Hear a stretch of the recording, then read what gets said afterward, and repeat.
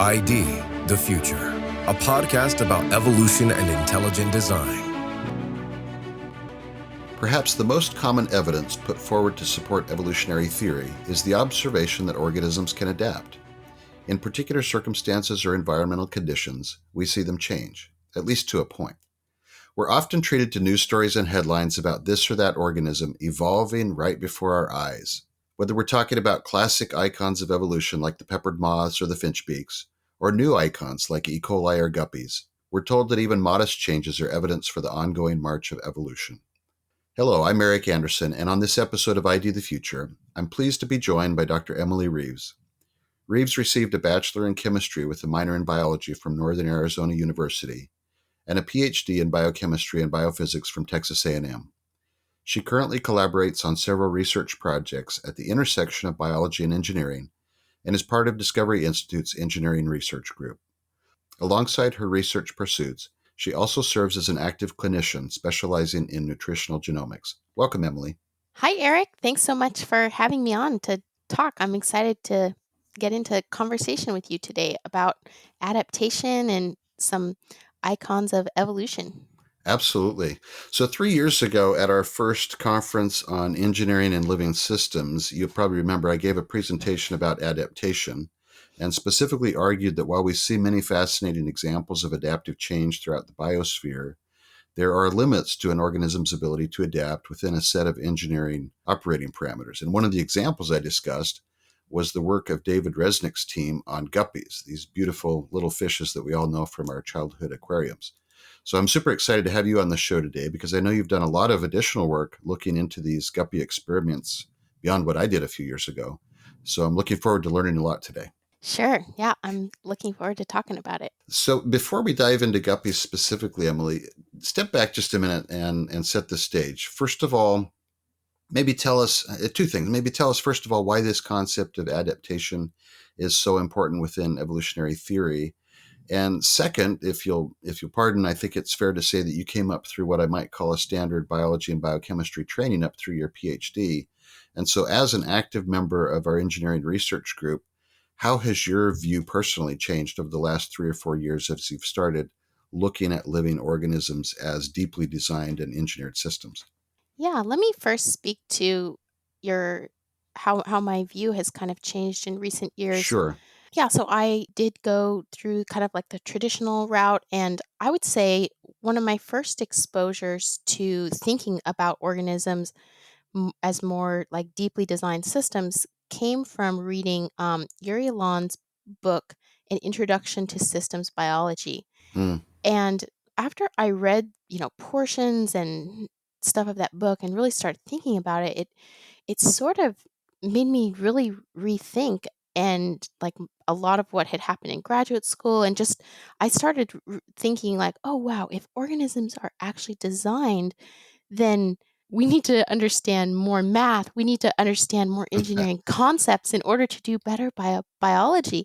Like it really struck me that like as a microbiologist or biochemist, like I had been sort of so handicapped by not having some mm, of those tool sets and not understanding like design motifs that we know from engineering, like integral feedback or feed forward loops, or like I had no knowledge of those things. So they mm. could have been right before my eyes when I was, studying the bacterial system, and I would never have like even known what it was or recognized it. So Right. yeah, so that's like I guess some of the things that happened that really helped me realize like how important it is for biologists to learn more engineering, to understand more of these design concepts, because I really believe it can help us be much better biologists and biochemists. Yeah, that's great. Appreciate you sharing that. Okay, and then to your second point, or sorry, your first point, as a young scientist, I heard these confident statements like, today, the theory of evolution is in about as much doubt as the theory that the earth goes around the sun, by Richard Dawkins. Right. And then in graduate school, I remember people saying, also repeating this, that nothing in science makes sense except in light of evolution Oh, yeah, by boy. Theodosius Dobzhansky. Dobzhansky's. Sure. Yeah. And these statements are designed, I think, to make people believe that the breadth of what the word evolution encompasses is a settled topic. In my personal experience, in so many scientific circles, evolution without any nuance is just discussed as a fact. Mm-hmm. And I think, of course, when the term evolution is used to mean adaptation, then it is a fact, right? We all observe that bacteria adapt to the presence of an antibiotic and develop resistance. Nobody questions that. Yeah. But then there's a much smaller group of people that feel comfortable then extrapolating that into evidence that life emerged from non-life, prokaryotes turned into eukaryotes, and man came from monkeys.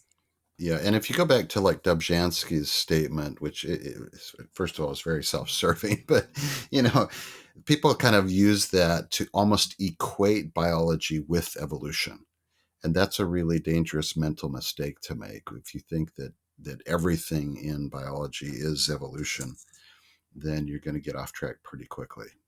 Yeah. And part of that is because of, there's lots of meanings of this word evolution and Hmm. all of that too.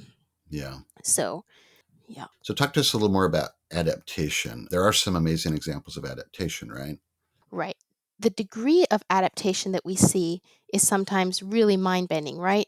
But everybody agrees with it. And like I said before, adaptation is a fact. We see it all across life and we observe it. But I want to make the point that adaptation, doesn't constitute evidence that these entire organismal systems can or did emerge from an undirected process. Like these are separable things.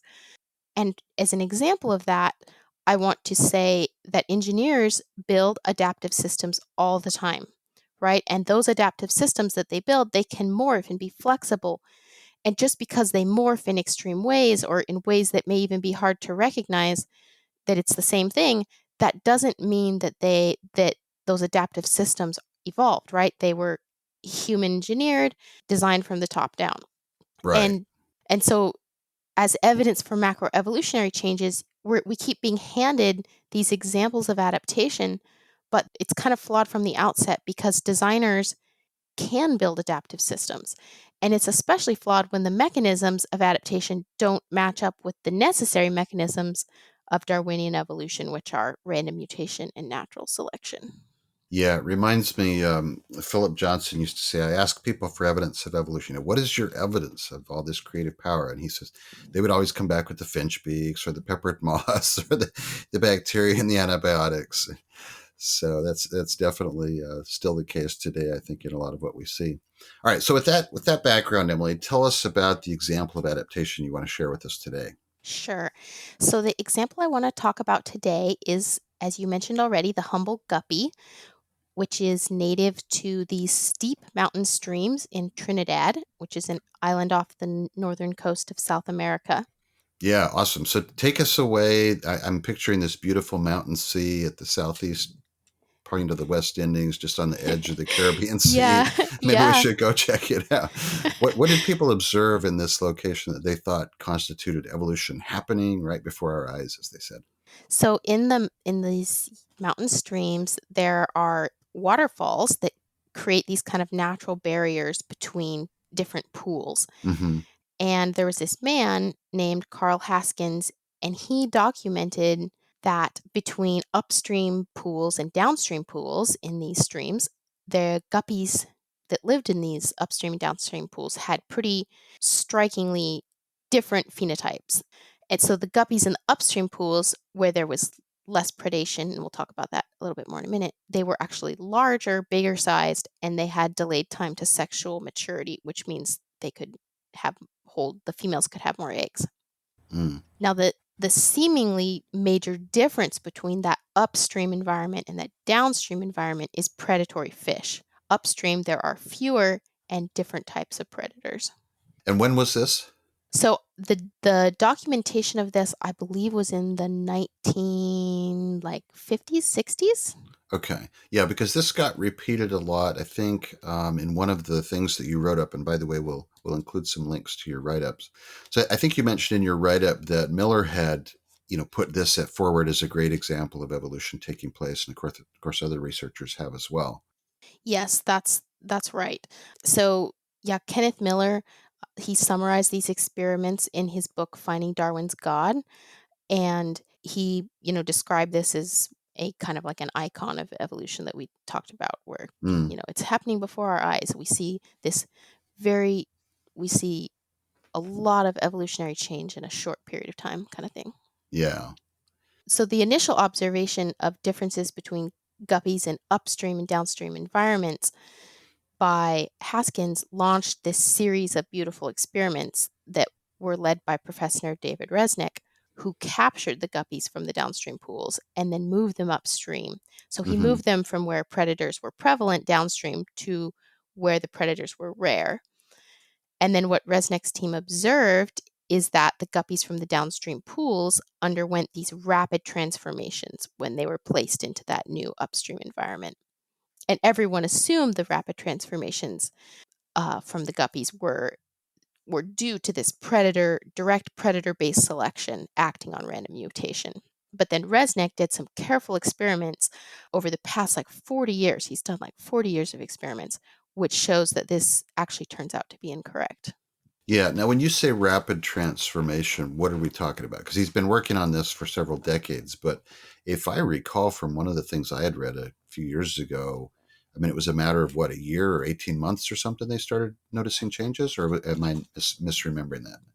Yeah, we're so when I'm using the term rapid transformation here, I'm using the term in the sense of what was expected based on like mutational Sure. kind of like random mutational change.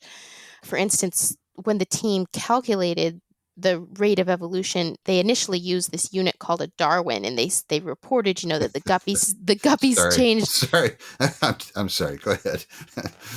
Um, Yeah, they reported, that the guppies changed at this, really really fast rate.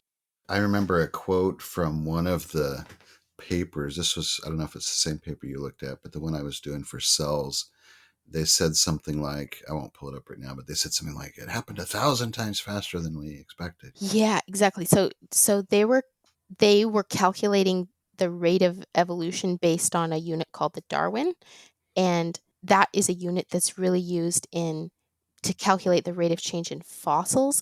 And so what they were saying is that the rate that the guppy is changing compared to the rate of change we see in fossils looks like it's really fast. Hmm. So it was in that context, but we're not talking about like, oh, the guppy changed in like a day or 2 weeks, No, no, no, no, no, no. But in a, yeah, like very 3 rapidly compared with what years. would be expected.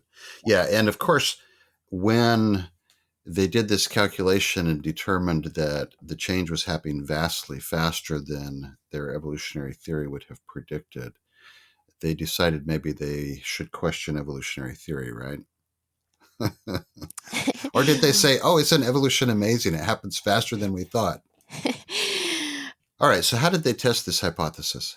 They realized that if the changes they were seeing in the guppies were due to predator-based selection, that the smaller fish in the downstream pools should have a lower death rate. But then they measured the death rates for both sizes of fish, juveniles and adults, and those rates turned out to be the same. Hmm, So this means that the direct predator-based selection was not responsible for the phenotypic changes.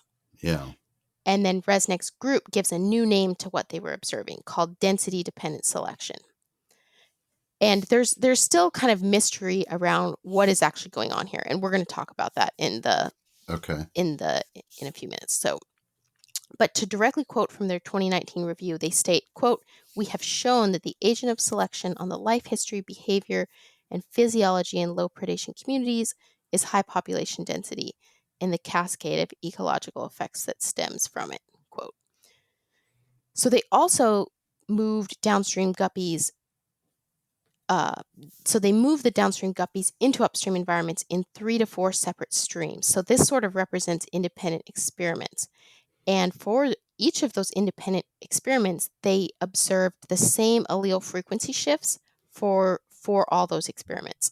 So what this means is that the rapid transformations are not due to random mutation because, Hmm, right, what are the chances of you get the exact same random mutations in 3 to 4 separate times? And other experiments they conducted also confirm this.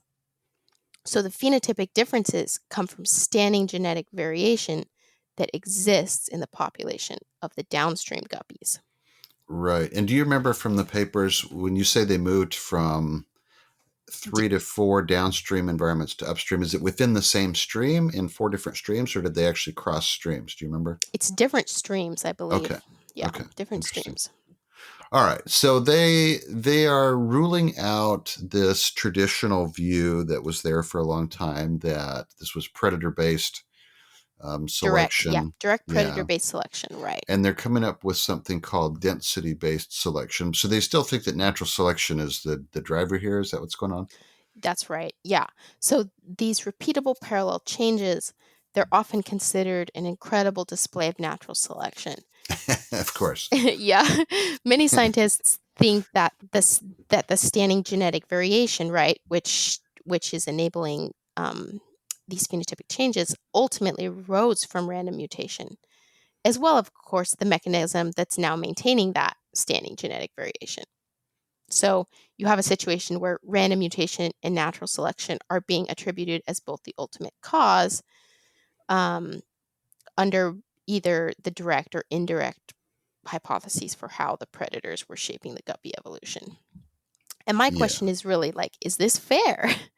Yeah, I think Gould might disagree, the whole contingency idea. Yeah, if you see something that is happening rapidly, repeatedly, you're probably not talking about traditional evolutionary theory. So what else are they coming up with? What do they think this standing genetic variation is doing here? Reisnick's work shows that the standing genetic variation was already baked in within the downstream guppy population, and that leaves no room for random mutation. Mm-hmm. Now, because the variation was baked in, this places the novelty generation back into history, further back in Right. history, into a setting where there's less direct access, right, to the environmental pressures that the variation is responding to. Exactly. So what we really what a lot of people I think were really curious about, and these experiments were set out to, answer why, and how fast does adaptive evolution happen in the real world. Well, we're kind of left in a place where that's not actually being answered because there's nothing being answered here about genetic novelty. Mm. Yeah, so thus the guppy transfer experiments, they don't really provide favorable evidence for Darwinian macroevolution. Instead, they demonstrate population dynamics, which is where preservation of genetic diversity amongst the population means that individuals within it represent different optimizations for unique environments. The essential question, that most people are curious about, what is the source of that, of the genetic novelty here?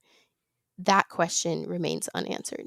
Yeah, and that's super fascinating, Emily, because, the traditional view says you've got sort of this population and everything's the same until there's some mutation that causes a difference, and then that may or may not get picked up by natural selection. I mean, even if you go back to like what the finch beaks or the peppered moths, I mean, that's sort of the view that you have, and yet it appears that there's some variation within the population the whole time, and certainly in this case, that appears to be the case. So Right. how do you get a situation where the population has some variation within it And and it's maintained, and yeah, that population is maintained, right? That you don't lose it.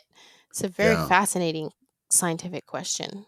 right, exactly. Because then what it allows the population to do is, of course, life or death happens at an individual level, Right. but it allows the population to rapidly respond to environmental challenges and keep going as a species. And one of the things that we don't need to talk about, we don't need to talk about my ideas in detail, but one of the things that I had mentioned earlier that we talked about is the design parameters.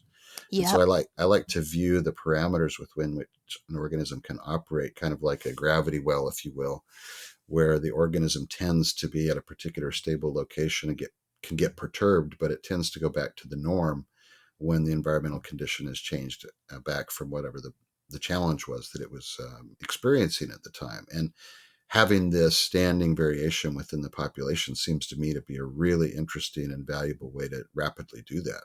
Yeah, yeah, exactly. Yeah, and Eric, I think you've done some great thinking, and how the gravity well model is a good kind of way of thinking about the adaptation we see. That when we see an organism adapting to something, it's not that that organism is actually evolving, but that instead that organism is actually adapting to stay the same. Exactly. Yeah, it's battling valiantly to remain a guppy. It's not in the process of Yeah, turning into, a goldfish or a whale or something else, which is the evolutionary story, right? Over right, time. right, Yeah, exactly. And that's what we see in all these cases, Emily. I mean, again, whether you go back to the peppered moss or the insects and the insecticide or the bacteria and the antibiotics, even Lenski's experiments, every single one of these evolutionary icons, what we see is that the organism has the ability to temporarily adapt to environmental challenges while ultimately resisting fundamental change. These guys right. are still guppies, and there's no evidence that they're ever on their way to being anything other than guppies.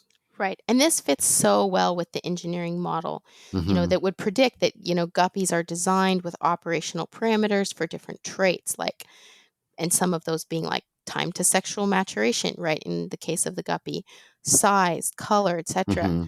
And those operational parameters are set by an overarching design logic. Right. One way to think about an operational parameter is as a variable, right? That's designed to change within predefined limits in a system. I don't know, Eric, if you have any like examples of that you like to share. You have maybe more background on that than me. I think that the ones that we do see are like even all the classical examples that I mentioned, that what we see in E. coli or what we see in the peppered moss or the finch beaks, or even if you look at, the plants that you put in your yard, if you give them different nutrients or different sun or different water, there's a lot of variation that happens.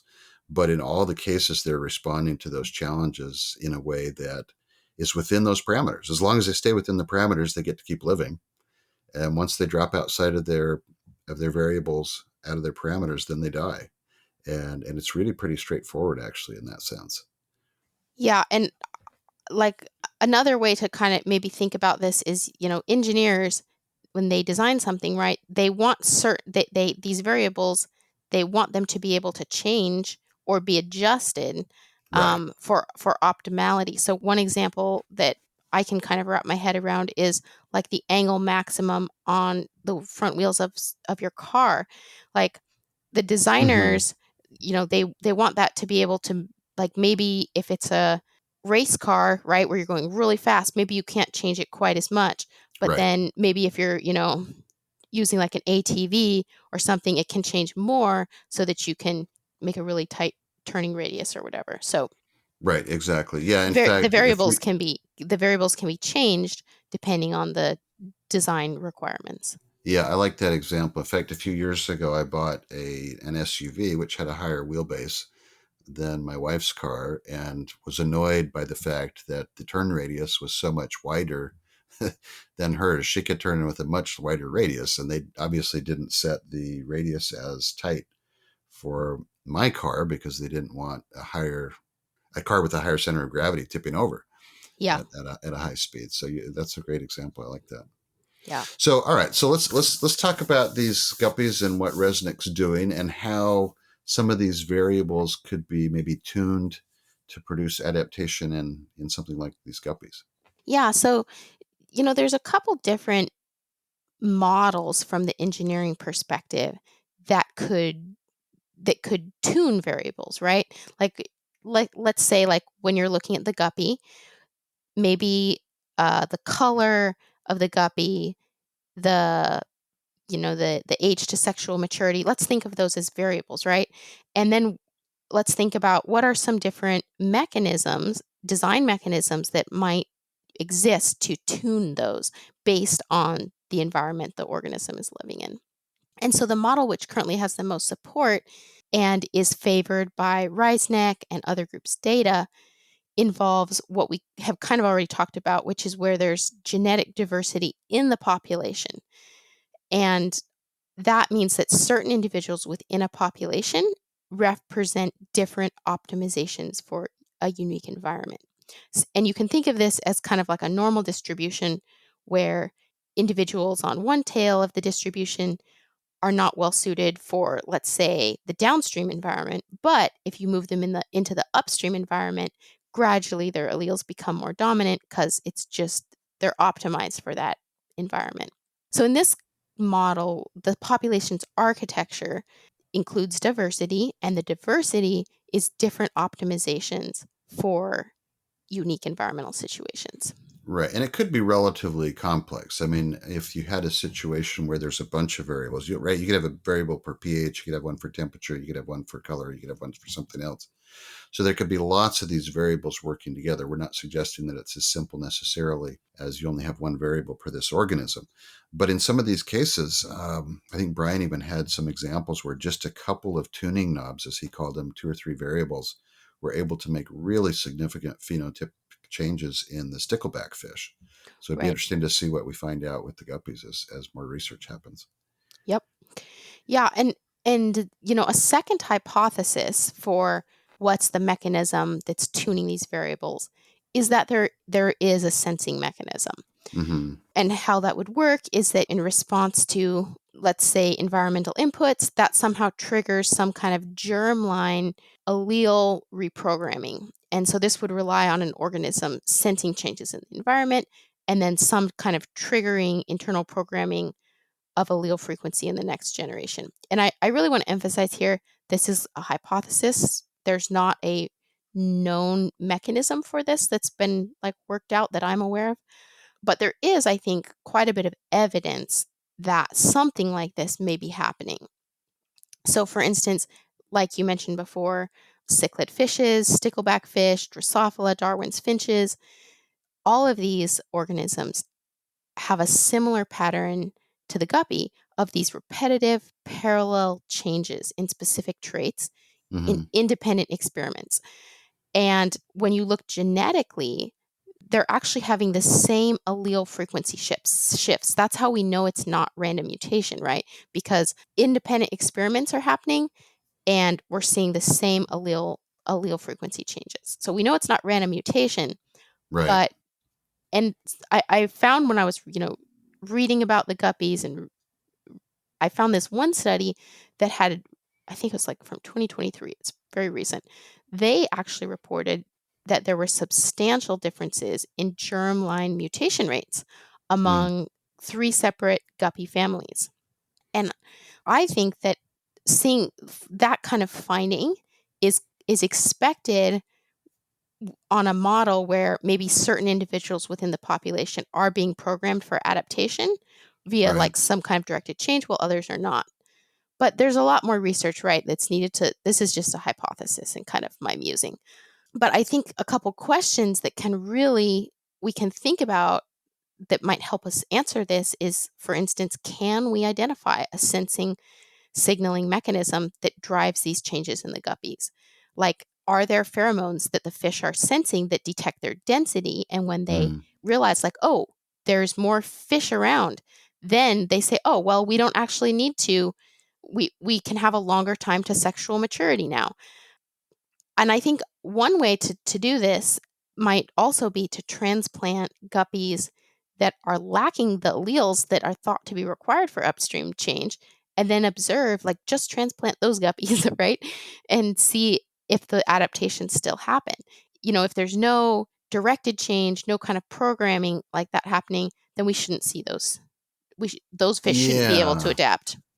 Yeah, so let me dig into this a little bit. I don't know if you know this from the paper, but let me just ask the questions and we can chat a little bit.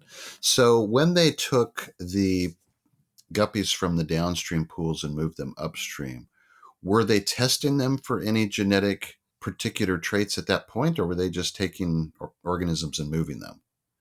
I don't think that they have specifically only moved certain guppies with Right. certain genetics. Okay. Yeah. And then But are they I, tagging I them want so they I want can? to caveat that by saying there are 40 years of experiments here Yeah, and yeah, over yeah. 100 papers. We're Yeah. fair enough. We're looking at a few very specific studies here, so that's a good caveat. So they're moving. I'm talking about Resnick's work that you've reviewed here. So they're moving some guppies from the downstream to the upstream, and are they tagging them so they know which ones are which? Or are they then just coming back and looking at the overall population? Yeah, I'm also not 100% sure on that. Like when they measured the death rates in the guppies, they did have a way to mark them. Okay, They have a mark and recapture method, so they do have a way ability to do that. But I'm not sure that they do. They definitely don't do that all the time. and as far as we know, they weren't looking for specific genetic traits before the move. Okay. All right. But you've raised some questions that could be answered kind of under a design framework. Can we look for a sensing mechanism? Is there a signaling processing mechanism? Is there different things within the environment that could potentially be triggering this or act as environmental challenges that they're checking for? So there's a lot of research that could be done, right, under a design framework to try to continue to work on this. Yep, that's right. And Reisnick's group, they've done amazing work. I mean, 40 years of research on these Mm-hmm. populations, 100 papers, like they've done really detailed, careful studies on these Yeah. fish.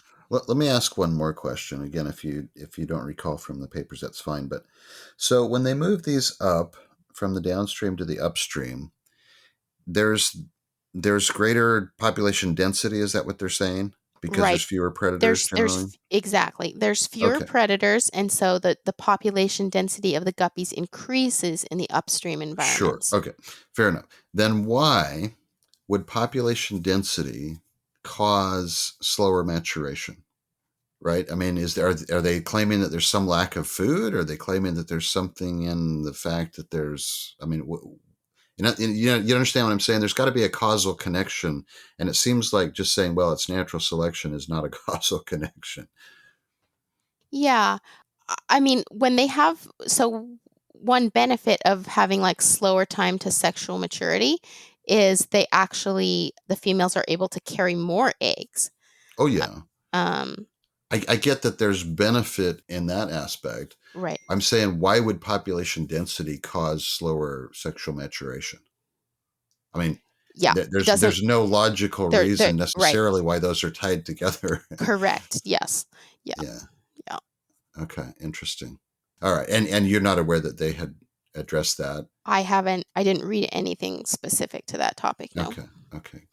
All right. Well, let's set that aside for a minute. Let's talk a little bit more about this, design engineering model and how we could differentiate or the kinds of questions that we might be looking for as we look at adaptation. So, again, typically, if we're talking about a design engineering model, we expect the adaptation is going to be regulated. It's going to be based on specific parameters.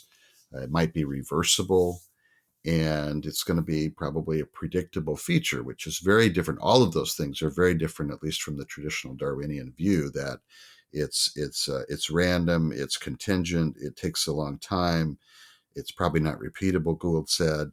And so it's a very different approach there. And then the other thing that we focus on, and you and I have talked about this, of course, is that we're really looking at the organism as the agent of change here, not the environment. Okay, it's the organism that decides whether it's going to move in a particular direction or adapt in a particular way, rather than viewing the environment as exerting quote unquote pressure on the Yes. organism. Yeah. And it's I think that that's design of that organism that determines what stimuli the organism is able to track and respond to. If it doesn't have that ability to respond to a stimulus, it won't, right? yeah. Yeah, those are great points, Eric. I also would add that environments do not possess agent-like capabilities of kind of like selecting which Mm-hmm. organisms will breed. So, right, the environment isn't like a breeder, Yeah.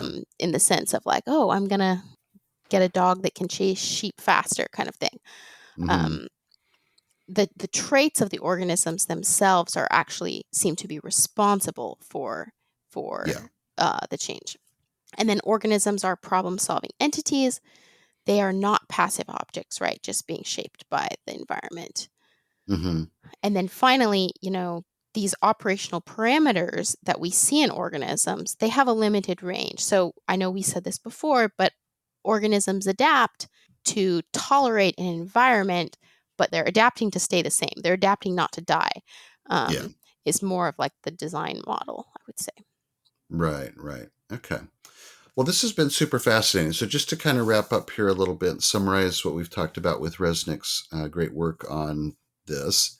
So I guess what we're seeing is that he argues and agrees that what we're seeing is not attributable to random mutation, that piece of the traditional story. Instead, what he's seeing is that there's rapid, repeatable, reproducible shifts that we can see in this situation when they move them from one environment to another environment. And he's arguing that the reason for this is because there's differences in the genes that are already in the population. And he calls this, density dependent selection. But how does this also tie in to the general theory of evolution in your view, Emily?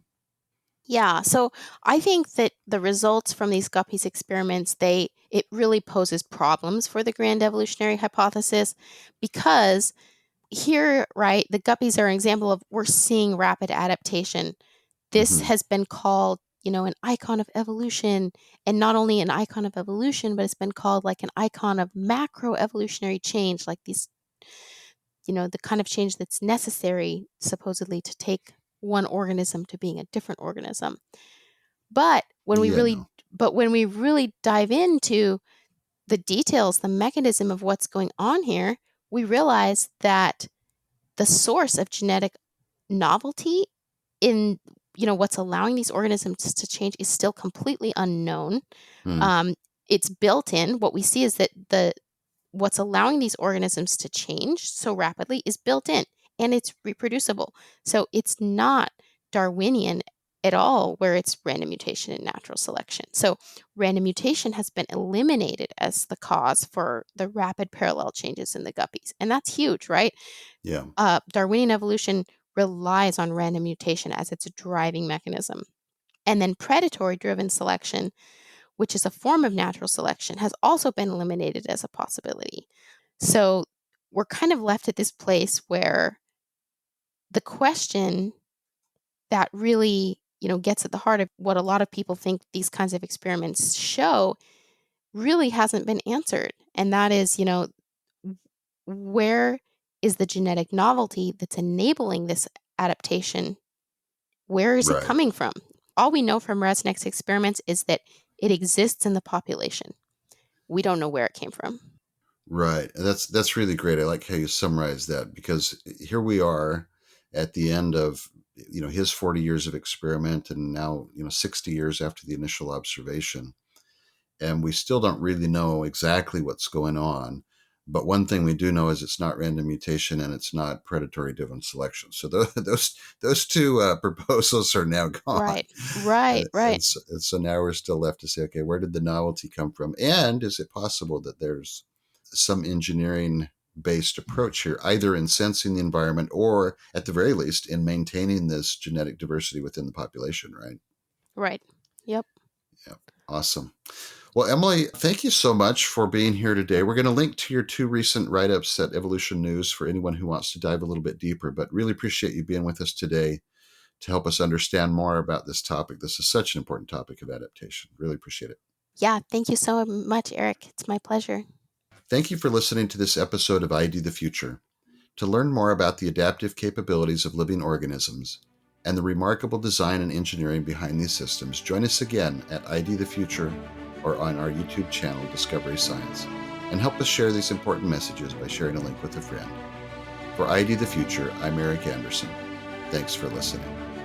Visit us at idthefuture.com and intelligentdesign.org. This program is copyright Discovery Institute and recorded by its Center for Science and Culture.